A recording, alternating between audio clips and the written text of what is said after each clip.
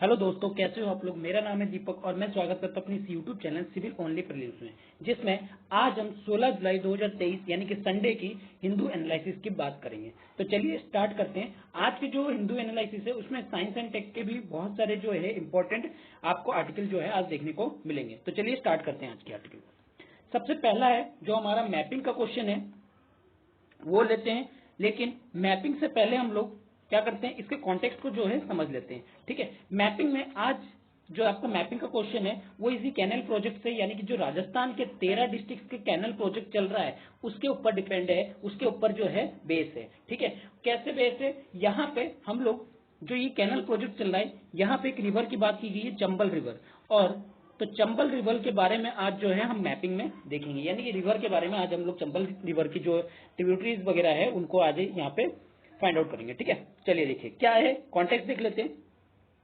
13 district में, राजस्थान के जो 13 डिस्ट्रिक्ट है वहां पे कहीं ना कहीं कैनल प्रोजेक्ट जो है वो चल रहा है। ठीक है, ये आपके 3 साल पहले से स्टार्ट हुआ है, यानी कि ये आपके आई थिंक 2019 में ये स्टार्ट हुआ है प्रोजेक्ट जो है बनना, और ये अलग अलग फेज में जो है बनना स्टार्ट हो रहा है। ठीक है, अब इसमें बात की जा रही है, इसकी सबसे पहले बात करते हैं ये जो रिवर प्रोजेक्ट है, यानी कि जो ERCP है,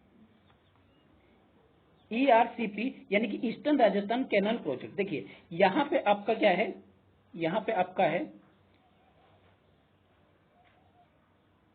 ये आपका है मध्य प्रदेश। ठीक है, और मध्य प्रदेश के साइड में है क्या, आपका राजस्थान एरिया। ठीक है, ये एरिया क्या हो गया, राजस्थान एरिया।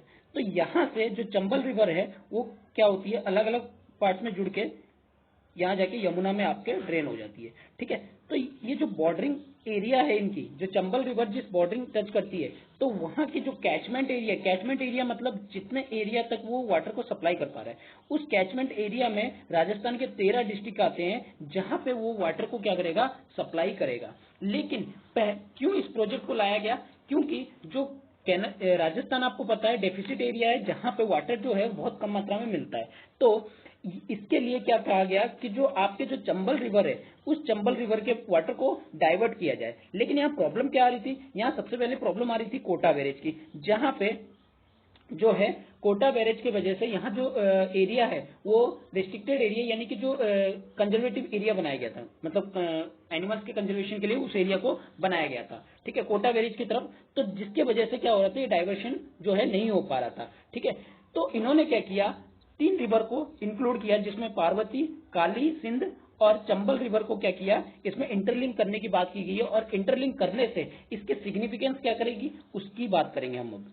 ठीक है, इनके जो है बहुत सारी सिग्निफिकेंस जो है वो हमें मिलेगा। सबसे पहली चीज तो अगर हम राजस्थान की बात करें, यहाँ की राजस्थान की ईस्टर्न राजस्थान की ईस्टर्न और जो आपके सदर्न राजस्थान है उस बीच की अगर बात करें, तो वहां पे करीब करीब आपके 23 जो लैंड है, 23% जो लैंड है वो कहीं ना कहीं फैला हुआ है, और वो चंबल और काली सिंध आपका पार्वती ये कहीं ना कहीं इरिगेट करने में हेल्पफुल करेंगे। तो सबसे पहली बात तो आपकी जो 24% जो एरिया है उसको कहीं ना कहीं ये क्या करेंगे, आपके इरिगेशन के लिए हेल्प करेंगे। दूसरी चीज, यहाँ पे रहने वाली है 40% की आबादी। ठीक है, राजस्थान की 40% की आबादी अगर इस एरिया में रहती है, इतने एरिया में, बड़े एरिया में, तो कहीं ना कहीं इनको ड्रिंकिंग वाटर की सप्लाई जो है वो देगी। तीसरी चीज, आपकी इंडस्ट्रियल जो रिक्वायरमेंट है उसको कहीं ना कहीं फुलफिल करेगा, क्योंकि यहाँ की जो इंडस्ट्रियल है उनको वाटर के डेफिसिट की वजह से वो इंडस्ट्री सही से काम नहीं कर पा रही है, तो इसके वजह से वो क्या करेंगे, वाटर डेफिसिट को कम कर पाएंगे और वाटर का यूज कर पाएंगे। ठीक है, और साथ ही साथ इन्वायरमेंट को तो इससे बेनिफिट होगा ही होगा। ठीक है, तो ये सारी चीजें जो है इसमें कहीं ना कहीं इंक्लूड है। अगर हम 13 डिस्ट्रिक्ट की बात करें, उसमें जो 13 डिस्ट्रिक्ट बताए गए वो यहाँ पे लिखा हुआ है, आप इसको देख सकते हैं। ठीक है, और साथ ही साथ इनको अलग अलग फेज मैनर में इन पे ऊपर जो है काम किया जा रहा है। अगर हम चंबल रिवर की बात करें, आप मैपिंग देख सकते हो, ये है चंबल रिवर। देखिए आप जो ये जा रहा है, तो ये मध्य प्रदेश को और आपके राजस्थान के बड़े एरिया को क्या कर रहा है, इसके बॉर्डरिंग जो स्टेट्स है उसको कहीं ना कहीं इंक्लूड कर रहा है। यहाँ पे बानस रिवर है, आपके काली सिंध है और पार्वती है। ठीक है, ये इसके मेजर ट्रिब्यूटरी है। ठीक है, इसको याद रखना जरूरी है। ठीक है, अगर हम बात करें कि भैया चंबल रिवर किस स्टेट से होके गुजरती है, तो आपके राजस्थान के बड़े एरिया, ठीक है, मध्य प्रदेश और उत्तर प्रदेश में, जहां पे उत्तर प्रदेश में आके ये ड्रेन होता है और इसकी कैचमेंट एरिया काफी बड़ी हो जाती है इस वजह से, तो इसलिए ये इंपॉर्टेंट बन जाती है। चलिए आगे बात करते हैं। आगे जो आर्टिकल है हमारा, rush of devotees and Haridwar grapple with mountain waste. देखिए क्या है, एक तरफ बात चल रही है गंगा एक्शन प्लान, जहां पे गंगा के जो वाटर है उसको डाइवर्ट करने की बात की जा रही है, और एक चल रही है गंगा को स्वच्छ करने की। ठीक है, दोनों ही चीज इंपॉर्टेंट है। तो अगर आपका वाटर साफ नहीं होगा तो क्या इस एक्शन प्लान को सही से इंप्लीमेंट किया जा पाएगा? नहीं करा जाएगा। ठीक है, तो कहीं ना कहीं हमें क्या करना चाहिए, गंगा के वाटर को जो है वो साफ करना चाहिए। लेकिन अब प्रॉब्लम कहां पे आ जाती है? प्रॉब्लम आ जाती है जब इस तरह के बड़े बड़े इवेंट्स जो है वो आ जाते हैं। इवेंट्स यानी कि जो जो हमारे फेस्टिवल्स वगैरह जो है वो सेलिब्रेट किए जाते हैं। आपको पता है इस तरफ अभी के टाइम पे कांवड़िए जो है बहुत ज्यादा डिवोटीज जो है वो हरिद्वार में पहुंच रहे हैं और वहां से जल लेके आ रहे हैं, जिसके कारण से अगर इतनी ज्यादा टूरिज्म होगी, देखो टूरिज्म अगर ज्यादा होगी, टूरिज्म मतलब ये डिवोटीज को जाना, यहाँ पे बात की जा रही है, टूरिज्म जहां पे ज्यादा होगी वहां पे पॉल्यूशन जो होगी यानी कि वेस्टेज जो होगी वो भी ज्यादा होगी, यानी कि जो पॉल्यूशन की बात की जाए पॉल्यूशन ज्यादा बढ़ेगी। ठीक है, मतलब एक्स्ट्रा चीजें जैसे आप प्लास्टिक से कप वगैरह हो गए, ठीक है, और आप जो चिप्स वगैरह के रैपर्स वगैरह देखते हैं तो ये सारी क्या होती है, वेस्टेज में आती ही आती है। ठीक है, तो कोई ना कोई, जैसे कि आप पूजा की भी कोई चीज लो तो उसमें भी अगर पॉलिथीन लपेट के आती है तो वो चीज क्या है, वेस्टेज में आती है। तो यही सारी चीजें क्या होती है, वेस्टेज कलेक्ट किए जाते हैं। और जब वेस्टेज कलेक्ट किए जाएंगे तो ऑटोमेटिकली इसमें बताया गया है कि इतना ज्यादा कलेक्ट हो जाता है कि उसको रिकवर कर पाना थोड़ा सा मुश्किल हो जाता है। रिकवर करना यानी कि आपकी अगर इंडिया की बात की जाए, इंडिया में ही काफी ज्यादा वेस्टेज जो है निकलता है, लेकिन उसकी रिसाइकलिंग सिर्फ 8% 8 से 10% के बीच में ही होती है। ठीक है, रिसाइकलिंग अगर हम अदर चीजों में देखे जाए तो उसमें बढ़ते हम लोग 40% तक कर देते हैं, लेकिन फिर भी कहा जाए तो 60% चीजें जो होती है, जो वेस्टेज चीजें होती है वो सही से रिसाइकल ही नहीं हो पाती है। ठीक है, तो ये प्रॉब्लमेटिक सिचुएशन है।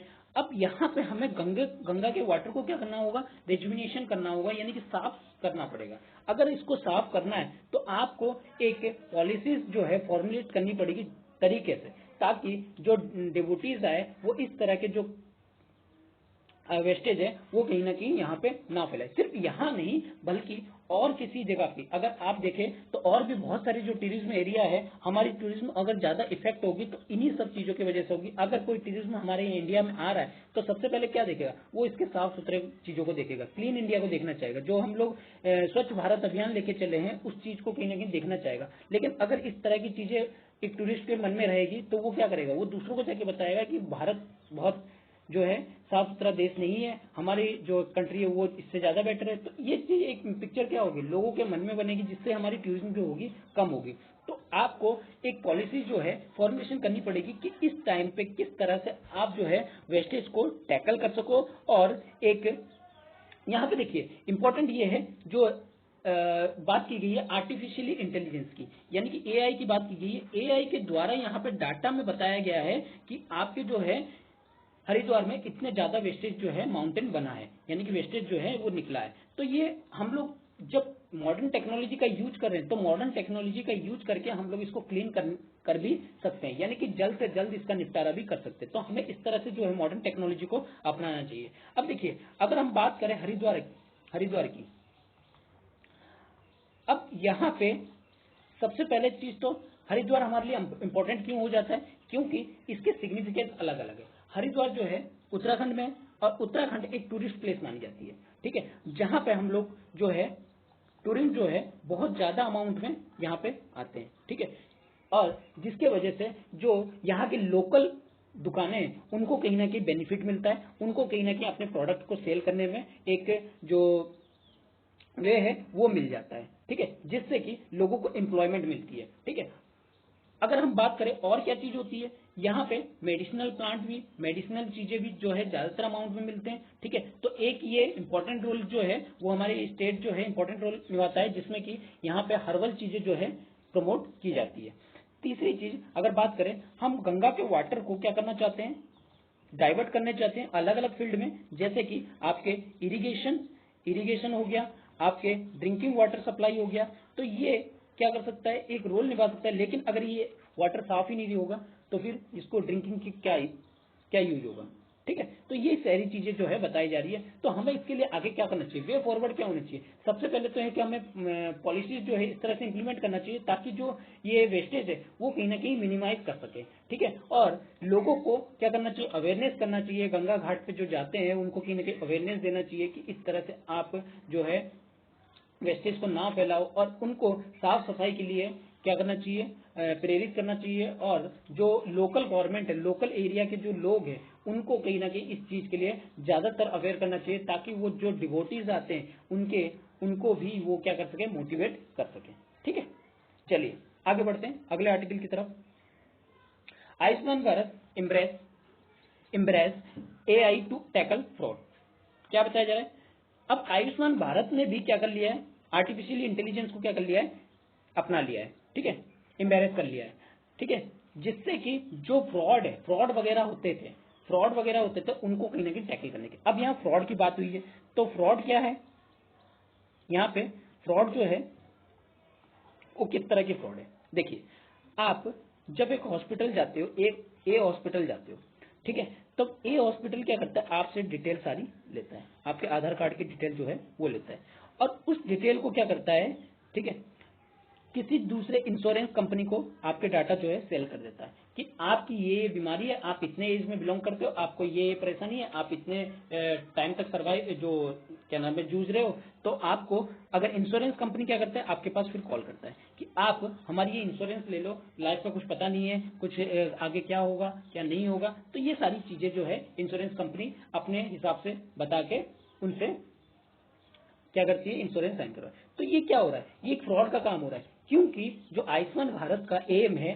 वो फुलफिल होने के बजाय वो किसी और ही फील्ड में काम कर रही है। कहने का मतलब डाटा को कहीं ना कहीं आपके डाटा को इधर से उधर करने का काम कर रही है। तो इस डाटा जो है आज के टाइम पे अगर इंपॉर्टेंट देखा जाए तो डाटा अगर किसी के पास है तो इसका मतलब है वो अभी रिच आदमी है, वो एक पर्सन जो है बहुत ज्यादा रिच है। तो यहाँ डाटा जो है इंपॉर्टेंट हो जाता है।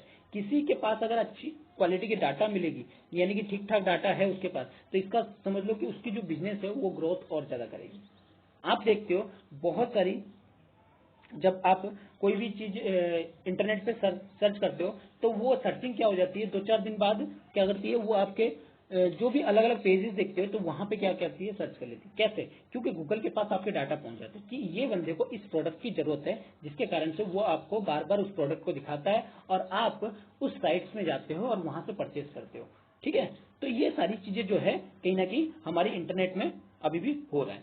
और यहाँ पे इन्वॉल्वमेंट दोनों ही चीजों का है। इन्वॉल्वमेंट किसका है, जो आयुष्मान भारत की, आपके प्राइवेट और गवर्नमेंट सेक्टर में तो इतना नहीं होता है, लेकिन फिर भी कोई कोई चीजें जो होती है गवर्नमेंट सेक्टर में भी हो जाती है। यानी कि प्राइवेट हॉस्पिटल जो है इस तरह की चीजें जो है ज्यादा कर रहा है। तो इनको आइडेंटिफाई करने के लिए भारत सरकार ने क्या किया है कि एआई को, यानी कि आर्टिफिशियल इंटेलिजेंस को इसके साथ इंक्लूड किया है जिस तरह की फ्रॉड वगैरह हो रहे हैं। अगर हम बात करें, अगर इसके कॉन्टेक्स्ट में थोड़ी सी अगर बात करें, 5.3 लाख आयुष्मान कार्ड जो है वो अभी डिसेबल कर दिए गए, जिसमें 210 जो हॉस्पिटल्स है उसको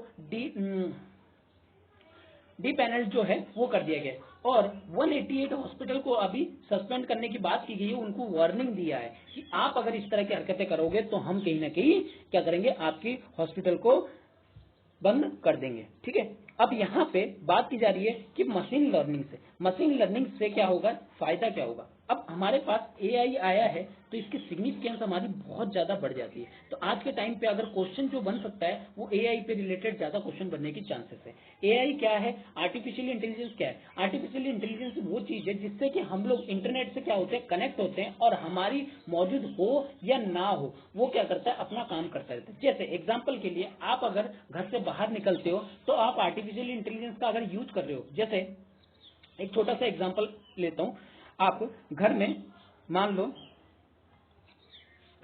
टीवी चला रहे हो, ठीक है, और टीवी चला के आप क्या किए, बाहर चले गए और भूल गए, तो आर्टिफिशियल इंटेलिजेंस क्या करेगा, अपने पास ही रखेगा कि अगर कोई पर्सन 10 मिनट से ज्यादा अगर बाहर है तो यानी कि वो टीवी को ऑफ कर देगा। तो ये हो गया आपका आर्टिफिशियल इंटेलिजेंस। या फिर आप एलेक्सा वगैरह सुनते होंगे, ये सब क्या है, एक आर्टिफिशियल इंटेलिजेंस का पार्ट है। या फिर आप इंटरनेट में अगर चैट जीटीपी वगैरह यूज करते होंगे तो ये सब क्या है, एक आर्टिफिशियल इंटेलिजेंस की बात है। अगर जो आप अभी जो फोटोज वगैरह देखते हैं तो वो भी क्या है, आर्टिफिशियल इंटेलिजेंस। यानी कि आर्टिफिशियल इंटेलिजेंस आज के टाइम पे काफी जरूरी तो हो गया है, लेकिन इससे रिलेटेड जो है आपको खतरा भी जो है वो ज्यादा बढ़ गया है। अब यहाँ पे खतरा अगर की बात करें, अगर इसके ड्रॉबैक की बात करें तो ड्रॉबैक क्या बनेगा आपके, सबसे पहले तो इसमें नुकसान क्या होता है, नुकसान होता है आपके फ्रॉड होने का।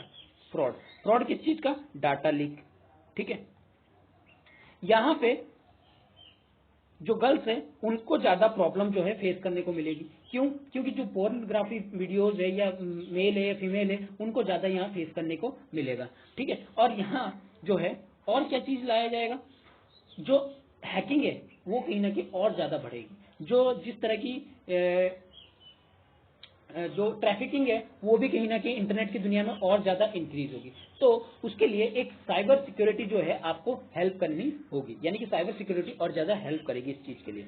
तो एआई का इस्तेमाल अगर किया जाए तो वो आज के टाइम पे अच्छा भी है और देखा जाए तो उसका बुरा भी असर है। ठीक है, क्योंकि आज के टाइम पे आर्टिफिशियल इंटेलिजेंस का यूज करके लोग क्या कर सकते हैं, बहुत ज्यादा फ्रॉड जो है वो इंक्रीज हुई है, बहुत ज्यादा जो पोर्नोग्राफी है वो इंक्रीज हुई है, आपके जो बहुत ज्यादा क्या कहते हैं जो ट्रैफिकिंग है, ह्यूमन ट्रैफिकिंग, वो भी कहीं ना कहीं इससे इंक्रीज होती है। तो यहाँ पे एक आपको मिडिल अप्रोच लेके चलना पड़ेगा। आपको आपके अलग अलग सेक्टर को क्या करना पड़ेगा, आइडेंटिफाई करना पड़ेगा कि किन सेक्टर में आर्टिफिशियल इंटेलिजेंस को किस तरह से बेटर यूज कर सके। यानी कि जो हम लोग स्कीम्स वगैरह यूज कर रहे हैं तो उन स्कीम्स को जो भी इंटरनेट से कनेक्टेड है उनको आर्टिफिशियल इंटेलिजेंस के थ्रू हमें क्या करना पड़ेगा, मॉनिटर करना पड़ेगा, जिससे कि हम लोग ये जो फ्रॉड वगैरह हो रहे हैं उनको क्या कर सके, रोक सके।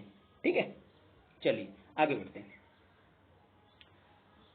अगला है article, India and UAE set to use rupees dirham for trade. क्या बताया जा रहा है, अब देखिए जो हमारे प्राइम मिनिस्टर है वो फ्रांस गए थे और फ्रांस से रिटर्न के टाइम पे वो क्या हुए, आपके यूएई पहुंचे। अब यूएई में वहां उन्होंने जो रुपीज और दिरहम के ट्रेड के जो है यूज करने को कहा। ठीक है, और इसके ऊपर बातचीत भी हुई और इसके ऊपर एएमयू जो है, एमओयू जो है वो साइन हो रहे हैं। ठीक है, अब क्या बताया जा रहा है, अगर रुपीज दिरहम की ट्रेड कैसे होगा, जैसे आप अगर कोई चीज इंडिया में परचेज करते हो, ठीक है, या फिर आप इंडिया से कोई चीज वहां यूएई में आप एक्सपोर्ट करते हो, तो यूएई क्या करेगा, आपको इंडियन रुपीज ही प्रोवाइड करेगा। अगर इंडिया यूएई से कोई चीज परचेज कर रहा है तो इंडिया क्या करेगा, दिरहम को जो है उससे परचेज करेगा। ठीक है, तो इससे क्या होगा, इससे इसके सिग्निफिकेंस अगर देखा जाए वो क्या क्या होगा, सिग्निफिकेंस देखा जाए सबसे पहले तो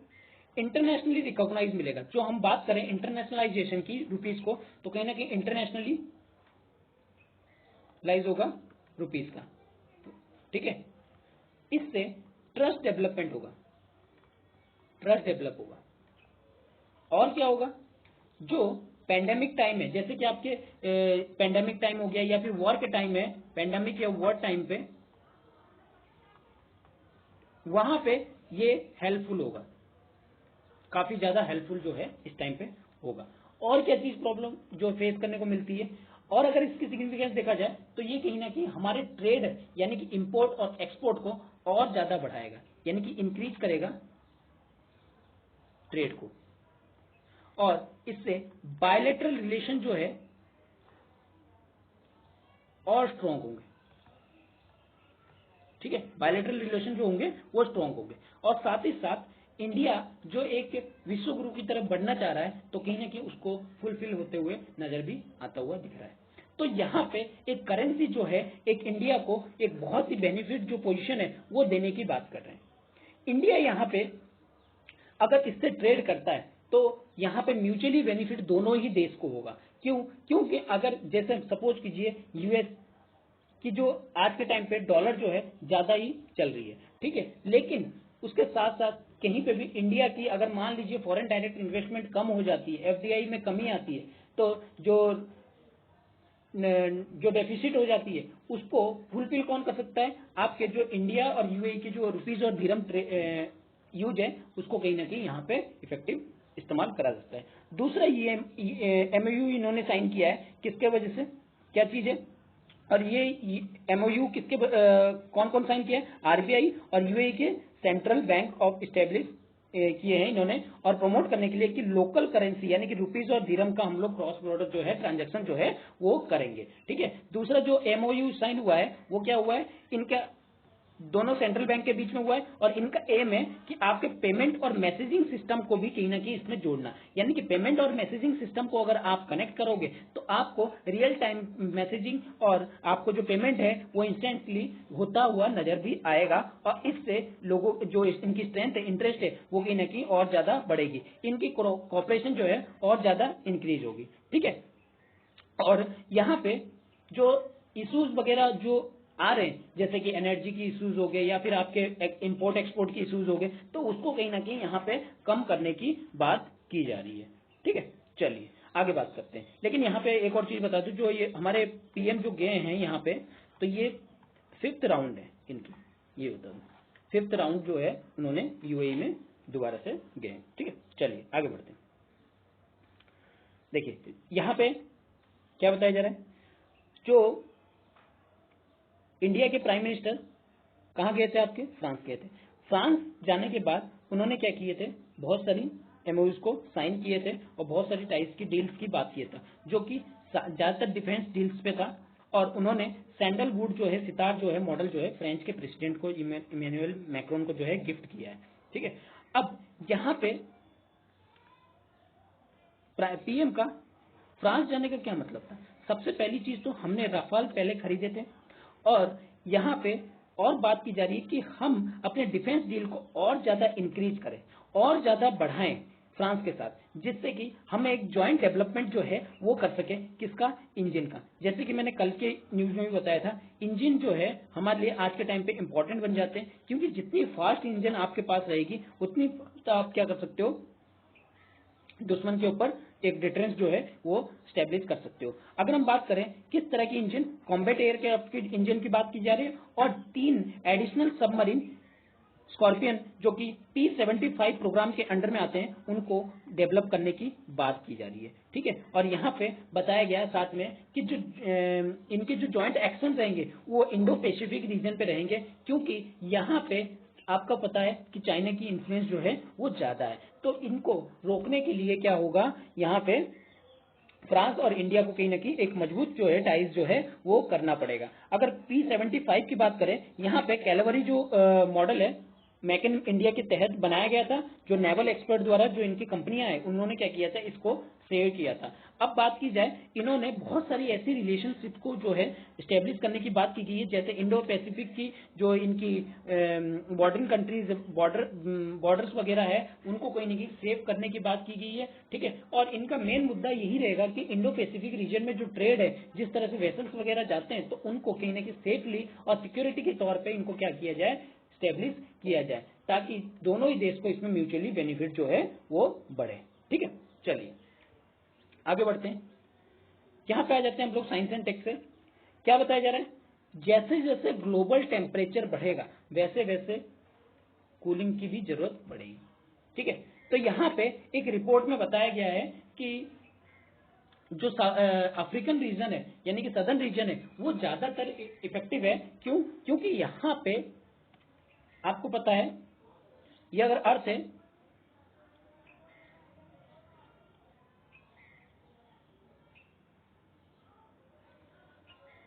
इक्वेटर जो है यहां से पास हो रहा है, तो मोस्टली बहुत सारे जो अफ्रीकन कंट्रीज है और इंडिया जो है वो इसके अंडर में आ जाता है। तो यहाँ पे जो है ज्यादा जो है गर्मी जो है पड़ती है। अब ज्यादा गर्मी पड़ने की वजह से क्या होती है, यहाँ कूलिंग इफेक्ट की जरूरत होती है। तो इंडिया में ये बताया गया, इंडिया हो या और भी कंट्रीज हो, ग्लोबल में बताया गया है कि जैसे जैसे टेम्परेचर इंक्रीज होगा वैसे वैसे हमें कूलिंग की भी जरूरत पड़ेगी। और ये चीज बताया गया है कि जो पेरिस क्लाइमेट है उसको कहीं ना कहीं सही से इंप्लीमेंट करना पड़ेगा, जिससे कि हम लोग इसको रोक सकते हैं। अगर पेरिस क्लाइमेट की बात की जाए तो इसमें क्या बताया गया था कि हमें जो टेम्परेचर है 1.5 डिग्री सेल्सियस को तक ही रोकना जरूरी है। ठीक है। क्योंकि अगर ज्यादा टेम्परेचर बढ़ जाता है तो हमारे क्लाइमेट को अलग अलग इफेक्ट जो है आज के टाइम पे आप देख ही रहे हो कि किस तरह की इफेक्ट जो है, बाढ़ आ रही है, कहाँ पे जल स्तर कहाँ कहाँ से बढ़ जा रहा है, तो वो सारी प्रॉब्लम क्या हो रही है, ये क्लाइमेट चेंज की वजह से ही हो रहा है। और ये एस्टिमेट लगाया गया है कि 2050 तक जो एनर्जी की रिक्वायरमेंट है वो कितना हो जाएगा, जो इलेक्ट्रिसिटी अभी कंज्यूम कर रही है आपके यूएस, यूरोपियन यूनियन और जापान, जो 2016 में जितनी एनर्जी यूज कर रही है उतना एनर्जी कूलिंग के लिए सिर्फ कब 2050 में यूज होगी, सिर्फ कूलिंग के लिए। और ग्लोबली बात नहीं कर रहा हूँ, ग्लोबली मैं सिर्फ आपकी कूलिंग की अगर बात की जाए इतनी चीजें जो है, इतनी जरूरत पड़ेगी। क्यों? क्योंकि यहाँ पे अगर बात की जाए, जो इंडिया हो या फिर जो सहारन कंट्री हो, वो ज्यादा ही वल्नरेबल कंट्री है। सहारन कंट्री जो है वो बहुत ही ज्यादा वल्नरेबल कंट्री है, क्योंकि यहाँ पे सीधे पास करती है आपकी कौन सी, इक्वेटर की लाइन पास करती है, जिसके वजह से यहाँ गर्मी जो है ज्यादा होती है। और साथ ही साथ अगर हम अफ्रीका की बात करें, यहाँ कॉन्टिनेंटल इफेक्ट भी ज्यादा बढ़ जाता है। कॉन्टिनेंटल इफेक्ट क्यों? क्योंकि ऊपर एरिया में अगर आप देखेंगे तो सन की रेज जो है कुछ इस तरह से पड़ती है, और ज्यादातर यहाँ पे कॉन्टिनेंटल एरिया है, लेकिन यहाँ पे जो है ज्यादातर क्या है, आपके ओशन एरिया, ओशन एरिया से जो गर्म हवाएं निकलती है वो कहीं ना कहीं किस तरफ ट्रांसफर करती है, आपकी कॉन्टिनेंटल की तरफ बढ़ती है। और कॉन्टिनेंटल की तरफ बढ़ने के कारण से आपकी क्या हो जाती है, वो एरिया क्या होती है, और ज्यादा गर्म होती रहती है। और यहाँ पे बात की जाए, जो आपके सहारा रीजन है, मतलब सहारा रेगिस्तान वगैरह है, वो रेगिस्तान क्यों बनते हैं? क्योंकि वहां पे जो वाटर डेफिसिट है, मतलब जो वाटर के जो कंडीशन है वो कहीं ना कहीं कम होती है। ठीक है, यहाँ पे जो बरसात होती है वो क्या हो जाती है, कम हो जाती है, जिसके वजह से यहाँ जो है सहारा रीजन जो है और ज्यादा फैल रहा है। और यहाँ पे देखा जाए तो सहारन जो कंट्री है, जैसे अफ्रीकन रिपब्लिक है, बुर्किना फासो है, माली है, साउथ सुडान है, ये सब ज्यादा ही वल्नरेबल जो है वो आज के टाइम पे बन चुके हैं। और इनको एनर्जी की रिक्वायरमेंट क्या हो रही है, अब ज्यादा ही बढ़ रही है, जिससे कि ये अपनी कूलिंग की डिमांड को क्या कर सके, बढ़ा सके। अगर वहीं हम लोग बात करें, अगर हम बात करें जो नॉर्दर्न साइड के कंट्रीज है, जैसे कि आपके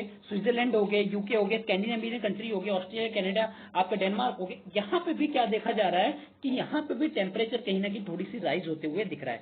तो यहाँ पे हमें भी क्या करना चाहिए, एक परफेक्ट प्लान बनाना चाहिए, जिससे कि हम लोग ये क्लाइमेट चेंज को क्या कर सके, रोक सके, जिससे हमारी जो कूलिंग इफेक्ट है उसकी डिमांड को क्या कर सके, कम कर सके।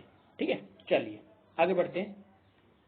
अगला जो साइंस और टेक का क्वेश्चन है, CRISPR genetic editing tool to get better food fibre. क्या बताया जा रहा है, जो जेनेटिक एडिटिंग है क्रिस्पर से अगर किया जाए तो कहीं ना कहीं हमें क्या मिलेगा, एक अच्छी क्वालिटी का वुड जो फाइबर है वो कहीं ना कहीं मिलेगा। यहाँ पे एक रिसर्च में बताया गया है, यहाँ पे बताया गया है किस चीज को, जो एनर्जी है, रिन्यूएबल टिश्यूज वगैरह, पेपर वगैरह, पैकिंग वगैरह, टेक्सटाइल वगैरह, इनके लिए जो फाइबर प्रोडक्ट होते हैं या वुड फाइबर जो प्रोडक्शन होती है वो बहुत ही ज्यादा लेस इफिशियंट होती है। लेकिन यहाँ पे बताया गया है जो क्रिस्पर एडिटिंग है वो एक डिजाइन करेगी वुड्स को, जिसके वजह से जो फाइबर प्रोडक्शन है वो कहीं ना कहीं अच्छी होगी, और ये इंप्रूव करेगी हमारी वुड की प्रॉपर्टी को, जिससे कि वो एडिटिंग कर किससे, वुड प्रॉपर्टी को जो है बेटर बनाएगी एडिटिंग सिंगल जीन से। अगर सिंगल जीन की एडिटिंग की जाए तो उससे वुड प्रॉपर्टी जो होगी कहीं ना कहीं अच्छी होगी। तो क्रिस्पर जेनेटिक एडिटिंग ये याद रखना आपको।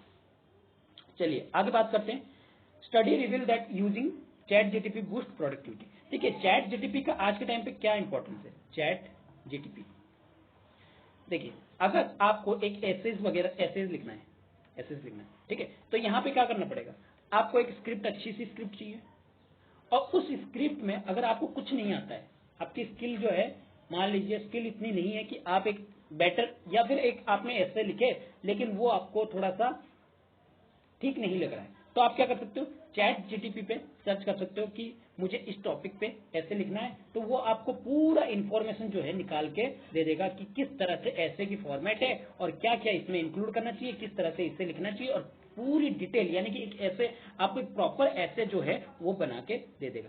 तो कहीं ना कहीं जो वीकर स्किल्स है उनको प्रमोट करने का यहाँ पे काम करेगा। लेकिन अगर बात की जाए तो इसके नुकसान भी काफी ज्यादा है। आपको इसके नुकसान यानी कि 2 पॉइंट्स आपको क्या करने हैं, कमेंट सेक्शन में बताने हैं। 2 पॉइंट्स जो है इसके जो नुकसान है, डिसएडवांटेज जो है वो आपके कमेंट सेक्शन में बताने हैं। ठीक है, चलिए आगे बढ़ते हैं।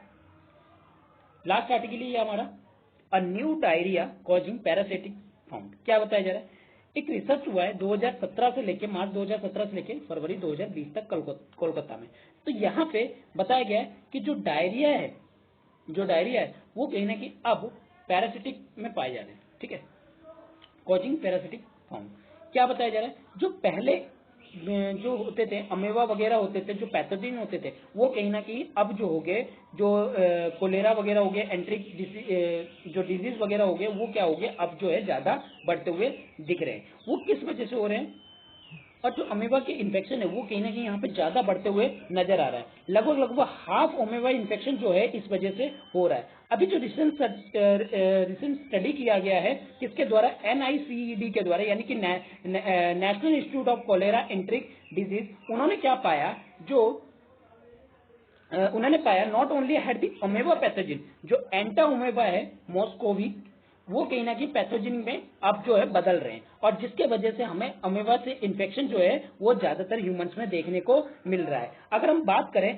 पहले ये डिजीज जो होता था किसके वजह से होता है, ई हिस्टोलाइटिका के वजह से होता था ज्यादातर, लेकिन अब ये चेंजेस होते नजर आ रहा है, और ये पैथोजन जो है उसकी जगह ले लिया है, यानी कि ई मॉस्कोवी जो है वो उसकी जगह ले लिया है। क्योंकि इन डिजीज ने क्या किया, तो यहाँ पे जो बताया गया है कि बात की गई है कि जो हमारे 5% जो पेशेंट्स है डायरिया के, वो किस वजह से हो रहा है, एंटाओमेगा स्पीसीज के वजह से, और जो 3% है वो इन्फेक्टेड है ई मॉस्कोवी के इन्फेक्शन से। ठीक है, अब यहाँ पे कोई स्पेसिफिक नहीं बताया गया कि इसको मेल में ज्यादा होता है या फीमेल में ज्यादा होता है, लेकिन यहाँ चिल्ड्रन ग्रुप को जो है ज्यादा इफेक्ट कर रही है, 5 से 12 साल के बच्चों में। ठीक है, तो यहाँ पे ये बीमारी जो है थोड़ा सा आपको ध्यान रखना पड़ेगा। डायरिया जो कॉजिंग पैरासिटिक है वो किसमें पाया जाता है, एंटाओमेविक, मॉस्कोविक, ठीक है, और दूसरा जो है ई मॉस्कोविक, ठीक है, ये जो ई मॉस्कोविक जिसको कहा जाता है, और दूसरा ई हिस्टोलाइटिक। ठीक है, इन दोनों के बीच में जो है आपको डिफरेंस समझना पड़ेगा। ठीक है, तो यही थोड़ी बहुत न्यूज थी, इसमें कोई ज्यादा इंपॉर्टेंट नहीं है, ये दोनों नाम थोड़ा सा बस रिसर्च के लिए थोड़ा सा जो इंपॉर्टेंट बन जाता है। किससे होता है, इनसे डायरिया जो है कॉजिंग पैरासिटिक फाउंड, जो पैरासिटिक है उनसे मिलते हैं। ठीक है, चलिए, आई होप कि आपको आज का लेक्चर अच्छा लगा होगा। अगर लेक्चर अच्छा लगा है तो इसको लाइक कीजिए, अपने दोस्तों के साथ शेयर कीजिए, और सब्सक्राइब करना ना भूलिए। Thank you.